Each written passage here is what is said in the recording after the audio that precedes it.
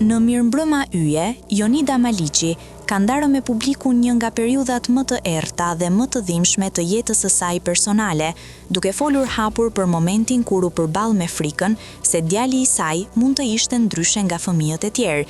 Këngëtarja e përshkroi atë kohë si dramën më të madhe që ka përjetuar ndonjëherë, një situatë që në fillim i dukej pa zgjidhje dhe pa shpresë. Ka qenë një moment ku më është dashur të përballem me një situatë që ishte drama e jetës sime, ku supozohej që Dani ishte ndryshe nga fëmijët e tjerë.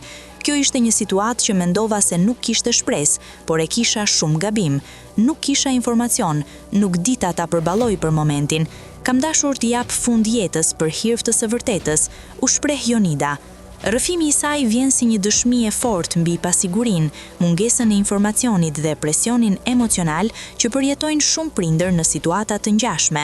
Jonida pranoi se ajo periudhë e gjeti të papërgatitur emocionalisht, por me kalimin e kohës, perspektiva e saj ndryshoi rrënjësisht.